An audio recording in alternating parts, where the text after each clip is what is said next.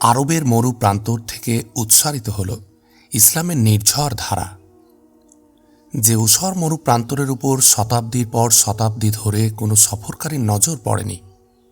পরবর্তী যুগে তা হয়ে উঠল সারা দুনিয়ার দৃষ্টির কেন্দ্রস্থল। অজ্ঞতার অন্ধকারে নিমজ্জমান মানবতা যে আলোর দিশারি সূর্যের প্রতীক্ষা করছিল, তার উদয় হল ফারান গিরিশিখরে। যেদিন আমেনার অন্তরের নিধি আবদুল্লাহর পুত্র ও আব্দুল মুত্তালিবের পুত্রের মুহাম্মদ নামকরণ করা হল, সেদিন দুনিয়ার মানচিত্র এক নতুন রঙে বিচিত্রিত হল। আল্লাহ পাক দুনিয়ার কওম সমূহের পথ নির্দেশের অধিকার অর্পণ করলেন আরব জাতির উপর। ঐতিহাসিক সেদিন রচনা করলেন দুনিয়ার ইতিহাসের এক নতুন অধ্যায়। রহমতের ফেরেশতা সেদিন গোলামি ও অজ্ঞতার শৃঙ্খলে আবদ্ধ মজলুম মানবতার কানে পৌঁছে দিলেন আজাদি, ভ্রাতৃত্ব ও সাম্যের মহাপয়গাম। আরবের মরুচারী মানুষ সেদিন লাত ও হুবলের মূর্তি চুরমার করে দুনিয়ার কাছে রহমতের মেঘ রূপে দেখা দিল। তাদের শক্তি দুনিয়ার সকল শক্তিকে পরাভূত করল।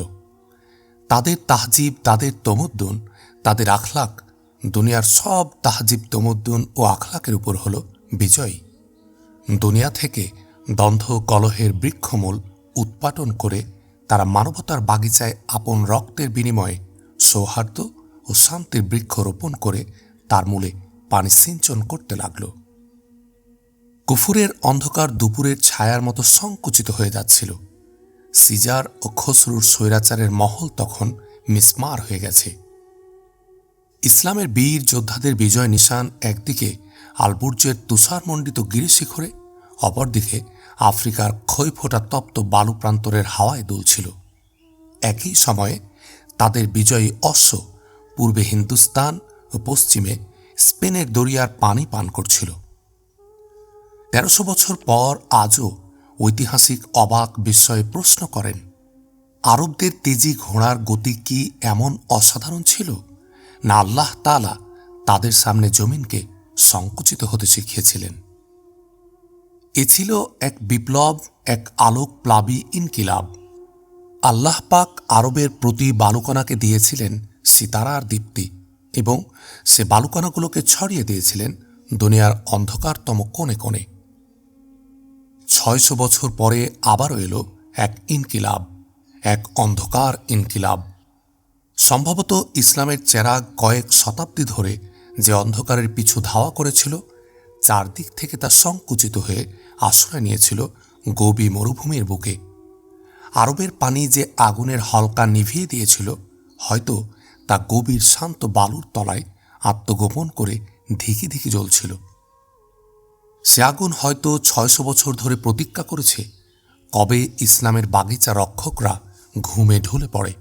আসলে ইসলামের বাগিচা রক্ষকরা দীর্ঘ যুগ ধরে ছিল তন্দ্রায় অভিভূত, কিন্তু কুফুরের আগুন ৬০০ বছর শুধু একটি কারণে আত্মগোপন করেছিল।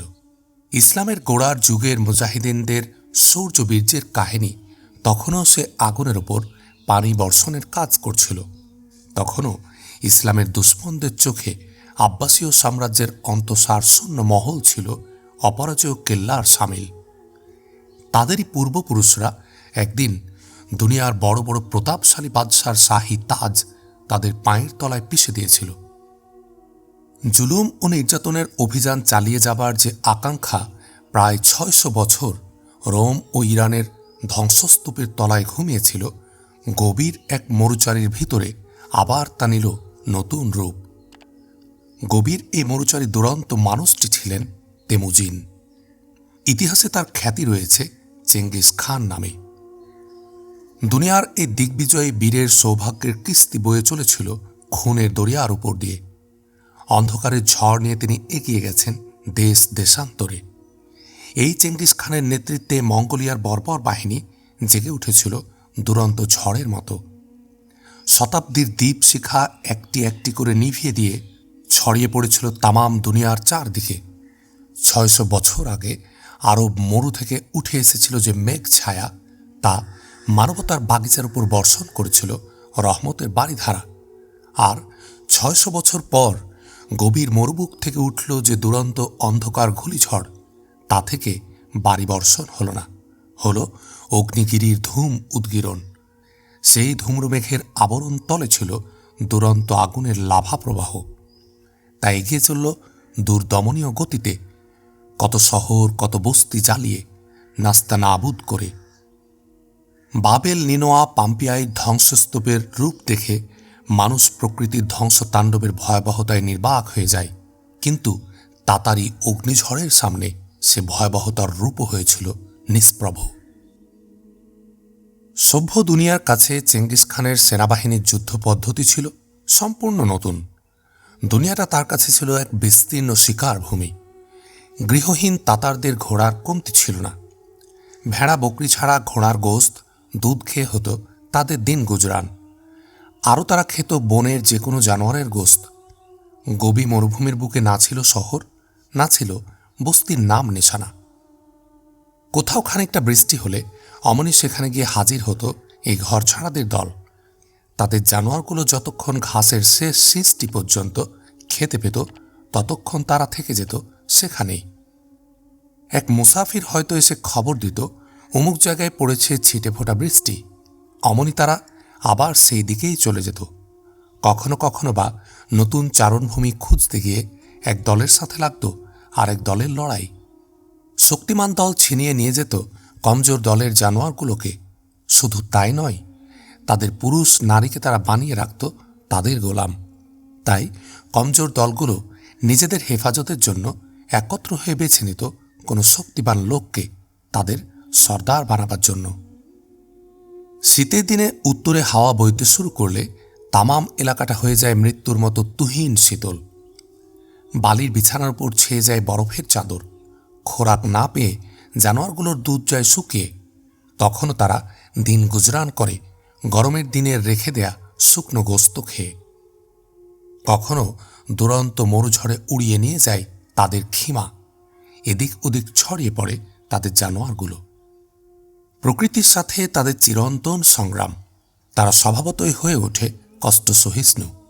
কোনো কিছুরই পরোয়া করে না তারা। দিনের পর দিন কাটিয়ে দেয় তারা ঘোড়ার পিঠে বসে।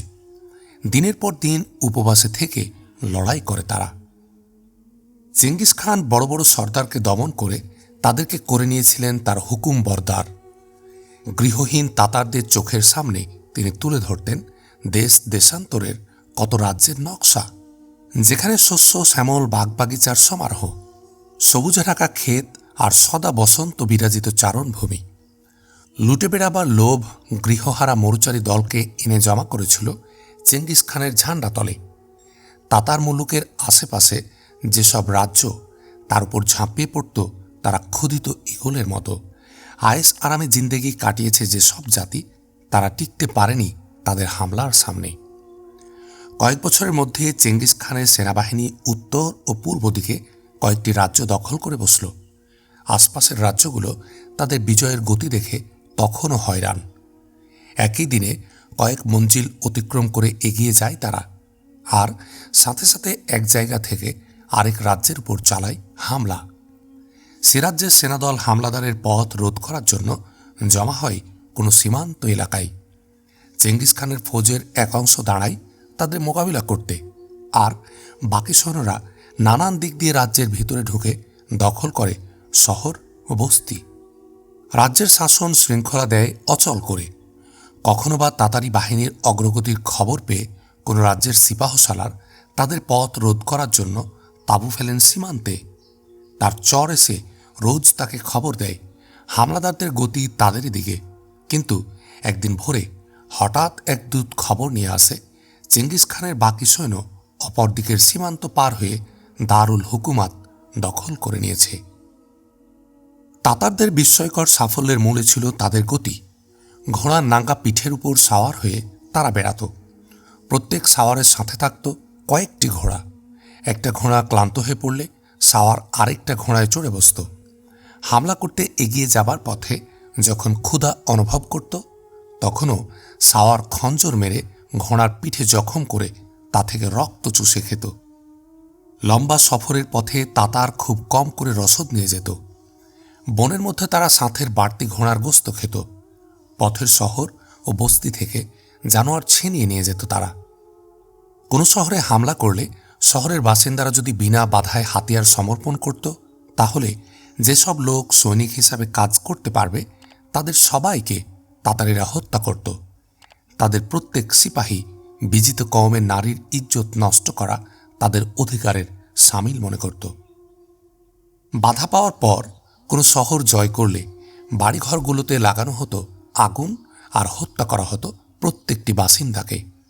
প্রত্যেক ফৌজের জেনারেল সৈন্যদেরকে হুকুম দেন তাদের বিজয়ের স্মৃতিস্তম্ভ তৈরি করতে, কিন্তু তাতারি সিপাহী কেবল নওজওয়ানদের নয়, বাচ্চা, বুড়ো আর নারী সবারই মাথা কেটে তৈরি করে দিত মিনার। যে ফৌজের মিনার যত বেশি উঁচু, তার অফিসার আর সিপাহীরা চেঙ্গিস খানের কাছ থেকে পেত তত বেশি বাহবা। কখনো দুই সিপাহীর মধ্যে লাগতো ঝগড়া, অমুক মেয়ে বা পুরুষকে আমি জখম করেছি, তাই তার মাথা কেটে আনবার অধিকার আর কারুর নেই। কখনো আবার দুই জেনারেলের মধ্যে ঝগড়া হতো, তোমার এ মিনারের মাঝখানটা ফাঁকা, নইলে আমার ফৌজি আজ সবচাইতে বেশি মাথা কেটেছে। এ ছিল সেই কম যাদের হাতে আলমে ইসলামের ধ্বংস ভাগ্যলিপির সামিল হয়ে রয়েছিল। এই আলমে ইসলামের ধ্বংস এগিয়ে এসেছিল অনৈক্য ও কেন্দ্র চুক্তির চরম পরিণতি হিসাবে। এ ছিল সেই মুসলমানদের ধ্বংস যারা ছিল গাফলতের ঘুমে অচেতন, যারা আল্লাহর হুকুমের আনুগত্যের পরিবর্তে নিজের খেয়াল খুশি মোতাবেক তার ব্যাখ্যা করতে অভ্যস্ত হয়ে পড়েছিল। আধা দুনিয়া বিজয়ী পূর্বপুরুষদের তলোয়ার তখনও তাদের হাতে, কিন্তু পূর্বপুরুষদের ইমানের উত্তরাধিকার তারা হারিয়ে ফেলেছে। মদিনা থেকে প্রায় 1.5 মাইল দূরে একটি ছোট্ট বস্তি। সেখানকার মসজিদে ফজরের নামাজের পর কোরআন হাদিসের দর্শ দিচ্ছেন শেখ আহমাদ বিন হাসান। তাহির বিন ইউসুফ মসজিদে এসে প্রবেশ করলেন এবং শেখের দিকে তাকিয়ে দেখতে লাগলেন। তাহিরের বয়স 22 বছরের কাছাকাছি। তার দীর্ঘদেহ, সুডল সুঠাম অঙ্গসৌষ্ঠব ও সুন্দর মুখমণ্ডল তাকে দিয়েছিল অত্যুচ্চ মর্যাদা ও আকর্ষণ। ঈগলের মতো তার চোখের সতর্ক দৃষ্টি ছিল তার প্রতিভার প্রতিছায়া। আহমাদ বিন হাসান প্রশ্ন করলেন, তুমি তৈরি হয়ে এসেছ? জি হ্যাঁ, আম্মাজানের কাছ থেকে আমি বিদায় নিয়ে এসেছি। আহমাদ বিন হাসান তার সাগরেদের বিদায় করে দিলেন। তারপর উঠে নওজওয়ানের সাথে তিনি বাইরে বেরিয়ে এলেন। মসজিদের দরজার বাইরে শেখের এক ভৃত্য ঘোড়া নিয়ে দাঁড়িয়েছিল। সফরের জরুরি মালপত্র তার পিঠে চাপানো। আহমাদ বিন হাসান ঘোড়ার গর্দানের উপর চাপড় মারলেন। ঘোড়া গর্দান তুললে কান খাড়া করে সামনের পা দুটো মারতে লাগল জমিনের উপর। আহমাদ বিন হাসান হাসি মুখে তাহিরের দিকে তাকালেন। তারপর বললেন, তোমার ঘোড়া বলছে রোদের তেজ বেড়ে যাচ্ছে, এখনই ওকে বিদায় করতে হবে। তাহির, আমার মনে হয় এখন এমন কোনো কথায় আসছে না যা আমি তোমার এর আগে বারবার বলিনি। বাগদাদ হবে তোমার চোখে এক নতুন দুনিয়া। সেখানে তোমার মতো নওজওয়ানদের জন্য ভাঙ্গা গড়ার হাজারো রকম আসবাব মজুদ রয়েছে। ইচ্ছা করলে তুমি সে বাগিচার কাঁটায় জড়িয়ে থাকতে পারো, আবার ইচ্ছা করলে তার খুশবুদার ফুল তুলে ভরে নিতে পারো তোমার কোচর। বাগদাদ ভালো মন্দের কেন্দ্রভূমি, কিন্তু আজকাল সেখানে মন্দের যত বাড়াবাড়ি, ভালো ততটা কম। তোমায় কত রকম তিক্ততার মোকাবিলা করতে হবে, অতিক্রম করতে হবে হতাশার বহু পর্যায়। কাজী ফখরুদ্দিন আমার চিঠি পেয়ে নিশ্চয় তোমার জন্য অনেক কিছু করবেন এবং সম্ভবত তার সাহায্যে তুমি খলিফার দরবার পর্যন্ত স্থান পাবে। খলিফার দরবারে তুর্ক ও ইরানি ওমরাহ শক্তিমান। তোমার পথ রোধ করবার সব রকম চেষ্টাই তারা করবে, কিন্তু তোমার কর্মক্ষমতার উপর আমার বিশ্বাস রয়েছে। ইলমের গভীর দরিয়া তুমি অতিক্রম করে এসেছ। মদিনার শ্রেষ্ঠ মস্তিষ্ক তোমার বুদ্ধিবৃত্তির কাছে মাথা নত করে। মুমিনের জিন্দেগির দ্বিতীয় ঐশ্বর্য হচ্ছে সামরিক নৈপুণ্য। তলোয়ার নিয়ে খেলতেও তুমি জানো। বর্তমান মুহূর্তে আলমে ইসলামের তোমার ইলমের চাইতে বড় প্রয়োজন তোমার তলোয়ারের। বাগদাদে কাজী ফখরুদ্দিন হবেন তোমার শ্রেষ্ঠ পথ প্রদর্শক। তার মাধ্যমে তুমি হয়তো উচ্চ মর্যাদার অধিকার লাভ করবে, তখনও তোমায় মনে রাখতে হবে পদমর্যাদার নেশা মানুষের পক্ষে বড়ই বিপজ্জনক। আল্লাহর খুশিকে খলিফার খুশির উপর স্থান দিতে হবে এবং হামেশা খেয়াল রাখতে হবে বাদশার বান্দা হবার জন্য নয়, আল্লাহর বান্দা হবার জন্যই তুমি পয়দা হয়েছ। সম্পদের দিক দিয়ে তুমি বাগদাদের শ্রেষ্ঠ আমিরদের মধ্যে গণ্য হবে। এসব জওহরের ভিতর থেকে একটি হীরা আমি এক জওহরীকে দেখিয়েছিলাম। সে আমায় বলেছে যে এর দাম 10,000 দিনারের কম হবে না। 5টি বড় বড় হীরা আমি রেখে দিয়েছি, এগুলো আমার কাছে আমানত থাকবে। এছাড়াও ব্যবসায়ে আমি তোমার অংশ রেখেছি। তোমার আপত্তি না থাকলে এখানে আমি তোমার জন্য একটি বাগিচা খরিদ করব। নওজোয়ান বললেন, আপনার কথা মেনে নিতে বাধ্য হচ্ছি, নইলে এতটা অর্থ সম্পত্তি সাথে নিয়ে যাবার প্রয়োজন আমি বুঝতে পারছি না।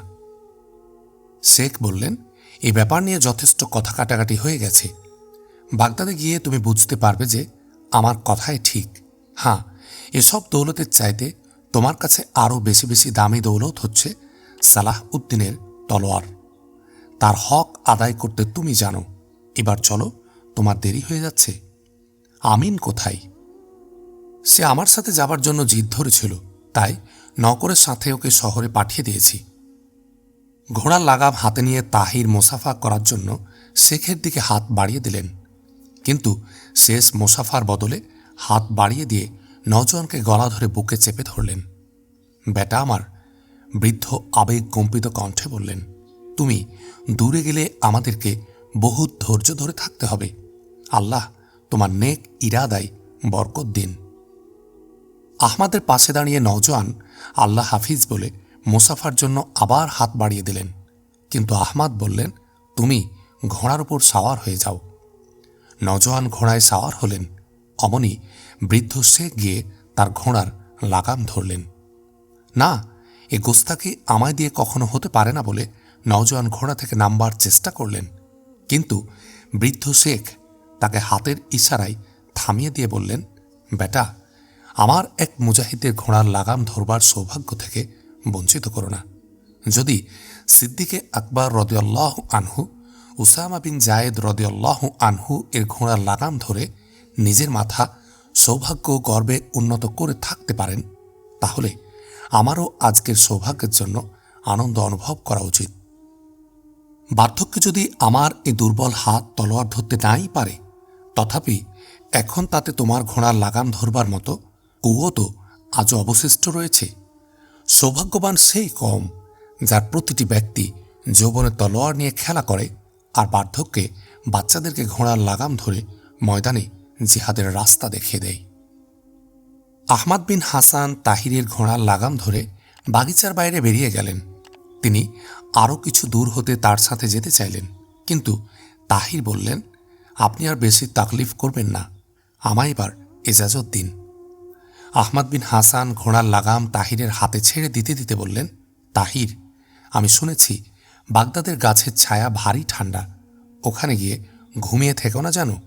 বেটা, আর জায়েদের খেয়াল রেখো, ও ভারী সোজা মানুষ। বাগদাদের আমিরদের হুঁশিয়ার আর চালাক নকরদের সাথে যেন তার মোকাবিলা না হয়। ওর সরলতা কখনো মূর্খতার সীমায় পৌঁছে যায়, কিন্তু ওর বীরত্ব ও বিশ্বস্ততা সব রকম ত্রুটির ক্ষতিপূরণ করতে পারে। তাহির বললেন, আপনি আস্থা রাখবেন, আমি ওকে আমার শ্রেষ্ঠ বন্ধু মনে করি। আহমাদ বিন হাসান আল্লাহ হাফিজ বলে তাহিরকে বিদায় দিলেন। সালাহ উদ্দিন আইয়ুবী রহমতুল্লাহ আলাইহির তলোয়ার যখন আলামে ইসলামের উপর ইউরোপের ঈসাই শক্তিসমূহের হামলা প্রতিরোধ করছিল, তাহির বিন ইউসুফ সেই জামানায় পয়দা হয়েছিলেন। আগের শতাব্দীতে তুর্কি সেলজুকরা একদিকে বাগদাদের আব্বাসীয় খলিফাদের কমজোরির সুযোগ নিয়ে তুগরিল বেগ, আল্প আরসালান ও মালিক শাহের মতো বিজয়ী যোদ্ধাদের নেতৃত্বে আর্মেনিয়া, এশিয়া মাইনর ও শাম মুল্লুকে এক বিস্তীর্ণ সাম্রাজ্য কায়েম করেছিলেন। অপরদিকে বাইজেন্টাইন সাম্রাজ্যের হাত থেকে রোমের উপকূল এলাকার অনেকখানি ছিনিয়ে নিয়েছিলেন। হিজরি 463 সালে সেলজুক তুর্করা বাইজেন্টাইন বাহিনীকে মালাজ্জড নামক স্থানে চূড়ান্তভাবে পরাজিত করল। সেলজুক তুর্কিদের ক্রমবর্ধমান শক্তিতে আতঙ্কিত হয়ে পোপ দ্বিতীয় আরবান ইউরোপের ঈসাই রাজ্যসমূহের কাছে ইসলামের নয়া সয়লাভের বিরুদ্ধে ঐক্যবদ্ধ প্রতিরোধ গড়ে তুলবার আবেদন করলেন। পোপের আবেদনে দীর্ঘকাল ধরে কোনো বিশেষ ফল দেখা গেল না। ইউরোপের শাসকরা সেলজুকদের তলোয়ারের মুখোমুখি দাঁড়াবার জন্য পোপের তরফ থেকে কেবলমাত্র পরকালের পণ্য লাভকেই যথেষ্ট মনে করতেন না। তাদের দৃষ্টিতে দুনিয়ার লাভের লোভে সেলজুকদের সাথে লড়াই বাঁধানো শিকারের জন্য ঈগলের বাসায় হাত দেবার চাইতে কম ভয়াবহ ছিল না। হঠাৎ এই জামানায় এক ফরাসি যাজক বেরিয়ে এসে আলামে ইসলামের বিরুদ্ধে খেপিয়ে তুলতে লাগল ইউরোপের জনসাধারণকে। এই যাজকের নাম পিটার্স। সে ঈসাই ক্রস তুলে ধরে গাধার পিঠে সাওয়ার হয়ে তামাম ইউরোপ ঘুরে বেড়াতে শুরু করল। তার জীর্ণ পুরনো পোশাক আর অনাবৃত পা তার মজলুম অবস্থার পরিচয় দিত। তার দৃষ্টিতে ছিল প্রতিহিংসার অগ্নি স্ফুলিঙ্গ, আর মুখে ছিল বিষাক্ত ছুরি। সে যেখানেই যেত লোক এসে তার চারপাশে ভিড় করত। পবিত্র ভূমির উপর সেলজুকদের নির্যাতনের কাল্পনিক কাহিনী সে বলে বেড়াত। নিজে কেঁদে অপরকে কাঁদাত। প্রত্যেকটি বক্তৃতার শেষে আওয়ামে ঈসাই ক্রুশের সম্মান বাঁচানোর জন্য জান কোরবান করবার কসম খেত। আওয়ামের উৎসাহ উদ্দীপনা দেখে ইউরোপের ছোট বড় সব রাজ্যের শাসক আলামে ইসলামের বিরুদ্ধে চূড়ান্ত লড়াই করবার জন্য তৈরি হলেন। হেলালের বিরুদ্ধে চূড়ান্ত যুদ্ধের আগ্রহে তারা উন্মত্ত হয়ে উঠলেন। হেলালের বিরুদ্ধে ঈসাই ক্রুশের জুলুমবাজ শক্তিসমূহ ঐক্যবদ্ধ হল, কিন্তু মালিক শাহের ওফাত পর্যন্ত সে সয়লাভের পথ রুদ্ধ থাকল। মালিক শাহের ওফাতের পর সেলজুক সাম্রাজ্য ভেঙে টুকরো হয়ে গেল। হিন্দুস্তানে আওরঙ্গজেব আলমগীর রহমতুল্লাহ আলাইহির ওফাতের পর মোগল সাম্রাজ্যের পতন ঘটেছিল যে গতিতে, সেলজুক সাম্রাজ্যের পতনের গতিধারা ছিল তার চাইতেও দ্রুততর। পশ্চিম দিকে আলামে ইসলামের যে আত্মরক্ষার ঘাঁটি ইউরোপের ঈসাই রাজ্যসমূহের কাছে অপরাজয় ছিল, 7 বছর পরে তা আপনা আপনি ভেঙে পড়ল। হিজরি 691 সালে ঈসাই সয়লাব এসে আলামে ইসলামকে বিপর্যস্ত করে দিল। বাগদাদের আব্বাসীয় সাম্রাজ্য তুর্কি সেলজুকদের পতনে স্বস্তির নিঃশ্বাস ফেলল, কিন্তু ঈসাই শক্তির ভয়াবহ সয়লাব রোধ করবার জন্য তারা কিছুই করতে পারলেন না।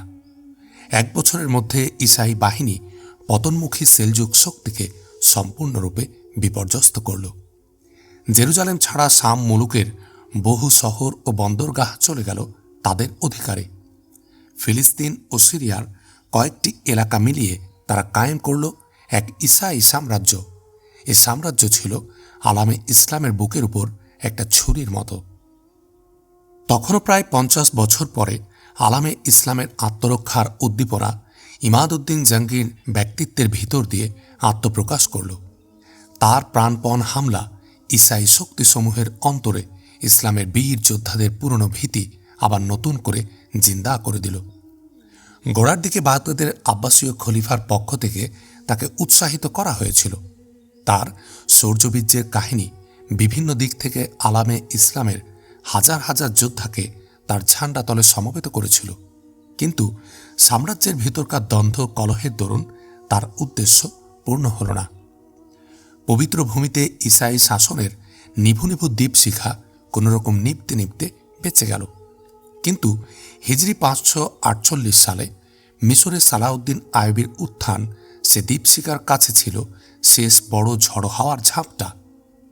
পবিত্র ভূমি আরেকবার ইসলামের বীর যোদ্ধাদের সৌভাগ্য অস্ত্রের খুরের দাপটে মুখর হয়ে উঠল।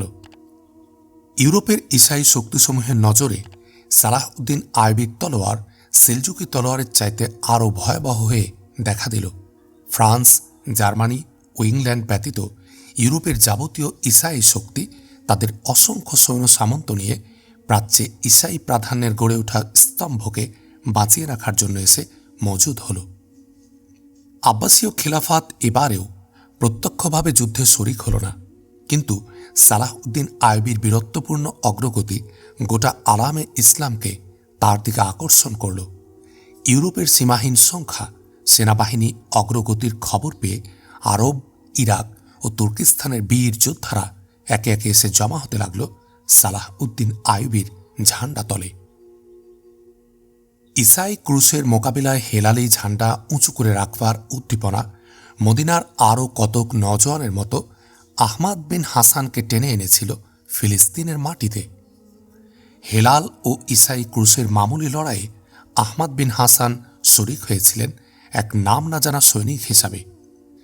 তার দলের অফিসারদের দৃষ্টি আকর্ষণ করেছিল তার শৌর্যবীর্য, কিন্তু আহমাদ বিন হাসানের উচ্চ শিক্ষার ফলে তার ভিতরে যে আত্মনির্ভরতা জন্মলাভ করেছিল, দীর্ঘকাল তা তার পথে বিঘ্ন সৃষ্টি করেছিল। বড় বড় লোককে খুশি করার জন্য তিনি কখনো নিজের মত বদলাতে রাজি ছিলেন না। তার দলের সালার ছিলেন তুর্কি। তিনি আহমাদের আত্মনির্ভরতাকে মনে করতেন অহংকারের সামিল। এক গৌরবময় বিজয়ের পর রাতের বেলা সালাহ উদ্দিনের সৈন্যদল এক বিস্তীর্ণ খোলা মাঠে তাঁবু ফেলেছে। ময়দানের একধারে জয়তুন গাছের কাছে আহমাদ বিন হাসানের দলের তুর্কি সালার কয়েকজন সিপাহী ও অফিসারের মজলিসে গত যুদ্ধের ঘটনাবলী আলোচনা করছেন। আহমাদ বিন হাসান কোথায়? হঠাৎ সালার এক সিপাহীর কাছে প্রশ্ন করলেন। সিপাহী জবাবে বলল, তিনি গাছতলার মশালের সামনে বসে একটা কিতাব পড়ছেন। তুর্কি অফিসার বললেন, কিতাব পড়বার এতটা উৎসাহ না থাকলে লোকটি ভালো সিপাহী হতে পারত।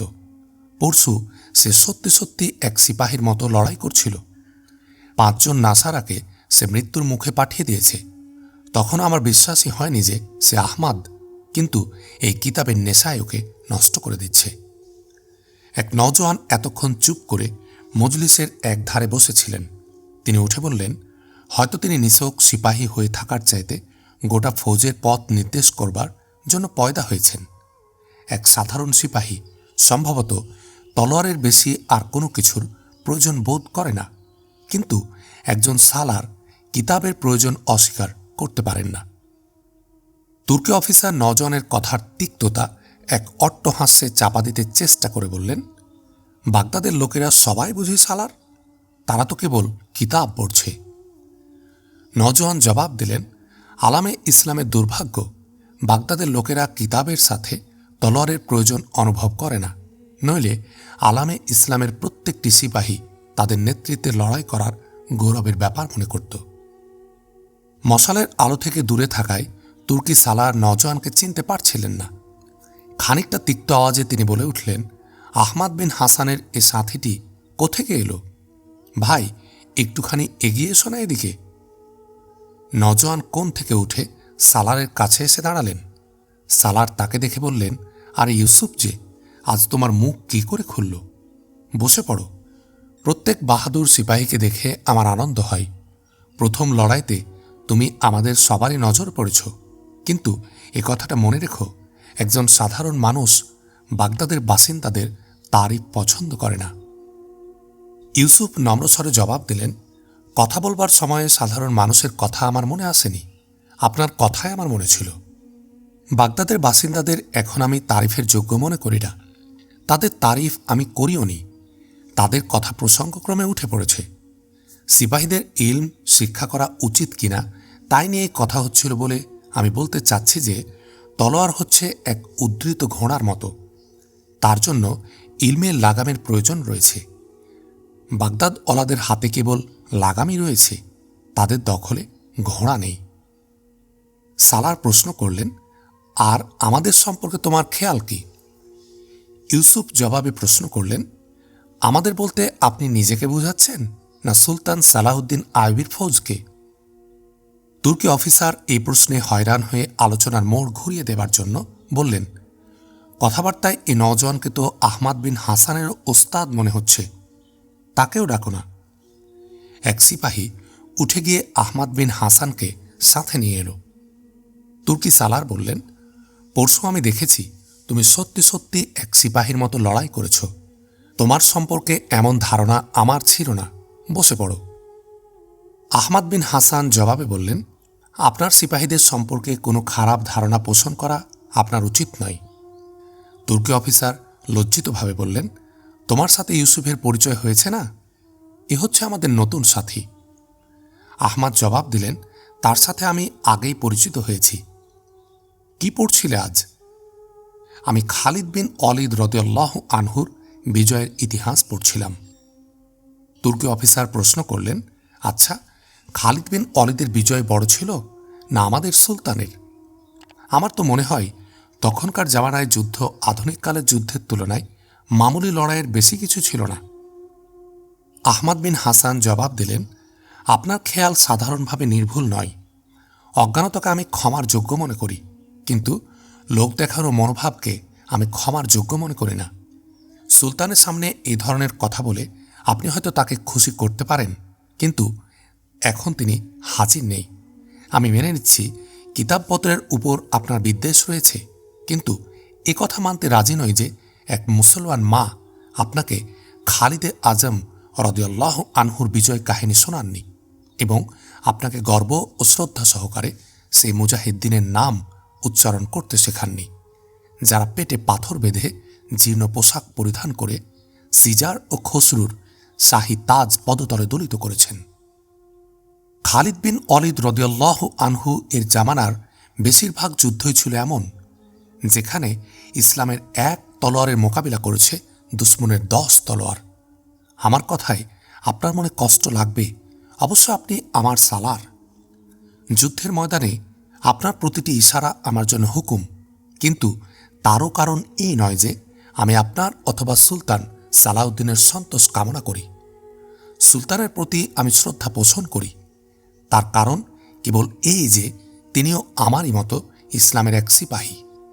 এই ধরনের ভুল উক্তিতে সম্ভবত কোনো ইতিহাস শিক্ষার্থী বিভ্রান্ত হবে না, বরং হতে পারে যে সুলতানের সামনে এই ধরনের অন্যায় খোসামত করলে তাতে তার ভিতরে এমন এক আত্মপ্রসাদের মনোভাব জাগিয়ে দিতে পারে, যার ফলে বনি আব্বাস খলিফাগণ ইসলামের গোটা দেহে পক্ষাঘাতপ্রাপ্ত অঙ্গে পরিণত হয়েছে। বর্তমান মুহূর্তে আলামে ইসলামের বহু আশা আকাঙ্ক্ষা সুলতান সালাউদ্দিন আইয়ুবীর সাথে জড়িত হয়ে আছে। তাই তাকে খালিদ রাদিয়াল্লাহু আনহু ও আবু উবাইদ রাদিয়াল্লাহু আনহুর সমপাক্তেও প্রমাণিত করে ভবিষ্যৎ নিরপেক্ষ করবার পরিবর্তে তার জন্য দোয়া করুন, যেন উচ্চ থেকে উচ্চতর মঞ্জিলে উন্নীত হয়েও তিনি অনুভব করেন যে এ তার সফরের প্রারম্ভ মাত্র। আহমদ বিন হাসান আরও কিছু বলতে চাচ্ছিলেন, কিন্তু অকস্মাৎ গাছের আড়াল থেকে বেরিয়ে এলেন এক অবগুণ্ঠনধারী। এগিয়ে আস্তে আস্তে তিনি উঁচু গলায় বললেন, খোদা সালাউদ্দিনকে আলামে ইসলামের সদিচ্ছা পূরণ করবার যোগ্যতা দান করুন এবং খোসামতকারীদের হাত থেকে তাকে হেফাজত করুন। আগন্তুকের কণ্ঠস্বর ছিল ক্রোধ, ভীতি ও প্রভুত্ব ব্যঞ্জক। শ্রোতাগণ ভীত দৃষ্টিতে তার দিকে তাকাতে লাগলেন। মশালের আলোর কাছে এসে তিনি তার মুখের নেকাব খুলে ফেললেন। তুর্কি অফিসার মাথা নত করে বললেন, সুলতান। অমনি সবাই একসঙ্গে উঠে দাঁড়ালেন। সুলতান সালাউদ্দিন তুর্কি অফিসারকে লক্ষ্য করে বললেন, তোমার কথা শুনে আমি খুবই দুঃখ পেয়েছি, কিন্তু মূর্খ তুমি। তোমার শাস্তি হচ্ছে আগামী 6 মাস অবসর সময়ে সাথীদের কাছ থেকে সম্পূর্ণ আলাদা হয়ে বসে বসে তুমি ইতিহাস পড়বে। 6 মাস পরে আমি নিজে তোমার পরীক্ষা নেব। তখনও তুমি আমায় খুশি করতে পারলে তোমার পদোন্নতি হবে, নইলে একাকী বসে থাকার শাস্তি আরও বাড়িয়ে দেয়া যাবে। তোমরা দুজন এদিকে এসো। সুলতান আহমদ বিন হাসান ও ইউসুফের দিকে ইশারা করলেন। আহমদ ও ইউসুফ এগিয়ে গিয়ে সুলতানের পাশে দাঁড়ালেন। সুলতান প্রশ্ন করলেন, তুমি কোথেকে এসেছ? আমি মদিনা থেকে এসেছি। আহমদ বিন হাসান জবাব দিলেন। সুলতান এবার ইউসুফের দিকে তাকালেন। তিনি বললেন, আমি বাগদাদ থেকে এসেছি। তুমি আমার ফৌজে কবে শরিক হয়েছ? আহমদ জবাব দিলেন, আমি এখানে প্রায় 6 মাস কাটিয়েছি, আর ইউসুফ প্রায় 5 দিন। সুলতান সালাউদ্দিন বললেন, আমার সম্পর্কে তুমি ভুল ধারণা প্রকাশের অপরাধে অপরাধী। তোমায় কি শাস্তি দেব? আহমদ বললেন, আপনি আমার তামাম কথাবার্তা শোনার পরেও যদি আমায় অপরাধী সাব্যস্ত করেন, তাহলে আমার সাফায় পেশ করবার কিছু নেই। সুলতান সালাউদ্দিন আইয়ুবী সাদরে আহমদের কাঁধে হাত রেখে বললেন, আপাতত আমি তোমার কথায় মুগ্ধ হয়েছি। সৈনিক হিসাবে তোমার যোগ্যতার সঠিক জ্ঞান আমার নেই। তোমায় আমি আমার ফৌজের 12টি দলের উপর সালার নিযুক্ত করছি। আর ইউসুফ, তোমার কণ্ঠস্বরে সিপাহী সুলভ আত্মপ্রত্যয়ের সুর ধ্বনিত হচ্ছে। আশা করি সামনে এগিয়ে গিয়ে তুমি ক্রমাগত বড় থেকে আরও বড় দায়িত্ব সামলে নেবার যোগ্যতা প্রমাণিত করবে। কিন্তু এখনকার মতো আমি তোমায় 5টি দলের সালার নিযুক্ত করছি। তোমাদের দুজনকে আমি আশ্বাস দিচ্ছি, আমার দলের মধ্যে কেবল যৌবন ও বীরত্বের ইজ্জত রয়েছে, খোসামতের নয়।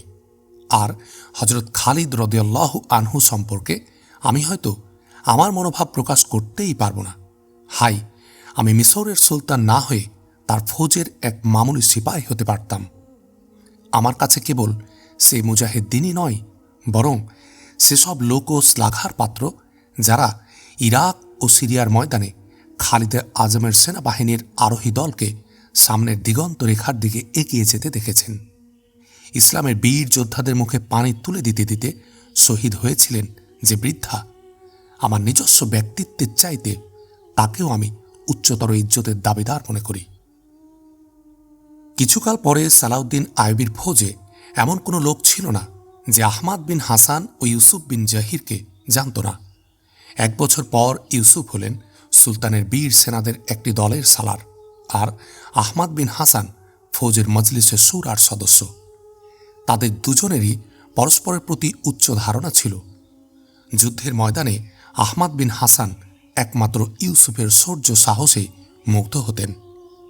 ওলামার ময়দানে ইউসুফ তার বন্ধুর বুদ্ধিবৃত্তির শ্রেষ্ঠত্বে অভিভূত হতেন। ইউসুফ ও আহমাদ বিন হাসান শপথ করেছিলেন যে জেরুজালেমের উপর আবার ঈসাই ক্রুশের পরিবর্তে হেলালি ঝান্ডা যতদিন না উড্ডীন হবে ততদিন তারা ছুটিতে যাবেন না। তখনকার দিনে সুলতান সালাউদ্দিন আইয়ুবী জেরুজালেমের উপর শেষ হামলার প্রস্তুতি চালিয়ে যাচ্ছিলেন। সুলতানের ফৌজের কয়েকজন রেজাকার বাগদাদে ছুটি কাটিয়ে ফিরে এসেছেন। তাদের মধ্যে এক সিপাহী ইউসুফের খিমায় ঢুকে তার বিবির চিঠি তার সামনে পেশ করলেন। ইউসুফ তাকে বসবার জন্য ইশারা করে চিঠি খুলে পড়লেন। তারপর খানিকক্ষণ মাথা নুইয়ে চিন্তা করে সিপাহীর দিকে তাকিয়ে রইলেন। সিপাহী বললেন, আমি আমার বিবিকে আপনার বাড়িতে পাঠিয়েছিলাম। তিনি বললেন, আপনার বিবির শরীর দুর্বল। আপনার বাচ্চাটিকে আমি দেখেছি, সে বেশ ভালোই আছে। আমার বিবিকে আমি বলে এসেছি আপনার গৃহিণীকে দেখাশোনা করতে। ইউসুফ মুখের উপর বিষণ্ণ হাসি টেনে এনে বললেন, আল্লাহ আপনার ভালো করুন। তারপর আবার চিঠির দিকে মন দিলেন। খানিকক্ষণ পরে ইউসুফ একাকী তার খিমার মধ্যে অস্থিরভাবে পদচারণা করছিলেন। 5-6 বার চিঠিখানা পড়ে তার সংক্ষিপ্ত কথাগুলো তার মুখস্থ হয়ে গেছে। প্রভু আমার, স্বামী আমার, দীর্ঘ প্রতীক্ষার পর আপনার চিঠি পেয়েছি। হাই, জেরুজালেমের উপর ইসলামী ঝান্ডা উড্ডীন করার সময় তা দেখবার জন্য যদি আমি আপনার সাথে থাকতে পারতাম। আমার শরীর কিছুটা অসুস্থ, কিন্তু তার জন্য আপনি ভাববেন না। জেরুজালেম বিজয়ের খবর পেলে আমি সুস্থ হয়ে যাব। হ্যাঁ, অবশ্য আমি কামনা করছি জেরুজালেম বিজয়ের খবর শুনবার জন্য সবার আগে আপনি আমার কাছে আসবেন। আপনি আপনার শপথ পুরা করুন। দিন রাত আমি আল্লাহর কাছে দোয়া করছি জেরুজালেমের উপর ঝান্ডা উড়াবার সৌভাগ্য যেন আপনার ভাগ্যে পড়ে। তাহির বেশ আনন্দে দিন কাটাচ্ছে, আর মহসিনের বিবি আমায় খুব খেয়াল রাখছে। কোনোরকম তকলিফ নেই আমার। ইউসুফ খিমার মধ্যে টহল দিতে দিতে এই কথাগুলো কখনো আস্তে আস্তে, আবার কখনো কিছুটা জোর গলায় বারবার উচ্চারণ করতে লাগলেন। তার দিলের স্পন্দন কখনো দ্রুত, আবার কখনো ধীর হয়ে আসছে। তার মন ও মস্তিষ্কে 2 ভিন্ন খেয়াল, ভিন্ন আকাঙ্ক্ষা ও ভিন্ন ইচ্ছার সংঘাত চলছে। তার সামনে তখনও 2টি কর্তব্য। একদিকে সুন্দরী যুবতী স্ত্রী, যাকে শাদী করবার আগে দুনিয়ায় তিনি ছিলেন নিঃসঙ্গ, একা, আর শাদীর পরে যার মুখের একটুখানি সলজ্জ হাসি তার কাছে সারা দুনিয়ার ঐশ্বর্যের চাইতেও বেশি মূল্যবান মনে হয়েছে। তার সেই স্ত্রী আজ রোগে শয্যাশায়ী। চিঠির মধ্যে যে সান্ত্বনার ভাব রয়েছে তা সত্ত্বেও তিনি অনুভব করতে পারেন যে তার স্ত্রীর অবস্থা খুবই আশঙ্কাজনক। নইলে মামুলি অসুখ বিসুখ হলে তিনি কিছুতেই মহসিনের বিবির শুশ্রূষা পাবার দরকারি বোধ করতেন না। তাকে দেশে ফিরে যেতে হবে। তিনি কল্পনার বিদ্যুৎগতি ঘোড়ায় সাওয়ার হয়ে বাগদাদে পৌঁছে যাচ্ছেন এবং নিজের বাড়িতে ঢুকতে ঢুকতে আওয়াজ দিচ্ছেন, জাবেদা, জাবেদা, তুমি কেমন আছো? আমি ফিরে এসেছি, তুমি আমার দিকে তাকাও। জাবেদা তার দিকে হঠাৎ তাকিয়ে দেখে বেকারার হয়ে বলছেন, আপনি? জেরুজালেমের উপর ইসলামের নিশান উড়ানো হয়েছে? এ জিজ্ঞাসা তার কল্পনার ঘোড়াকে আবার দেয় দ্রুতগতি। বাগদাদের শান্তির নীড় থেকে ফিরে তার কল্পনায় তাজি ছুটে চলে জেরুজালেমের লড়াইয়ের ময়দানে। মুষ্টিবদ্ধ হাত তুলে তিনি বলেন, আমার শপথ আমি পূর্ণ করব। জেরুজালেমের বিজয়ের খবর নিয়েই আমি ফিরে যাব ঘরে। তীর বৃষ্টির ভিতর দিয়ে খন্দক পার হয়ে তিনি এগিয়ে যান কেল্লার পাঁচিল ভাঙতে। ঈসাই ক্রুশের নিশান ছুঁড়ে ফেলে হেলালি নিশান উড়িয়ে দিয়ে এগিয়ে যান কেল্লার সর্বোচ্চ গম্বুজের দিকে। বিজয়ের আওয়াজ তুলে খুনরাঙা তলোয়ার কোষবদ্ধ করে আবার সাওয়ার হন বিদ্যুৎগতি ঘোড়ার পিঠে। আবার ফিরে যান বাগদাদে। নিজের ঘরের সামনে ঘোড়া থেকে নেমে ঘরের ভিতর ঢুকতে ঢুকতে বলেন, আমার প্রাণ, আমার রুহ, আমি এসেছি। জেরুজালেম বিজয় হয়ে গেছে। আমি নিজ হাতে কেল্লার সবচেয়ে উঁচু চূড়ায় উড়িয়ে দিয়েছি ইসলামী নিশান। অমনি জবেদার সুন্দর মাসুম মুখখানি খুশিতে ঝলমল করে ওঠে। আমি যাব না, এ হয় তার শেষ সিদ্ধান্ত।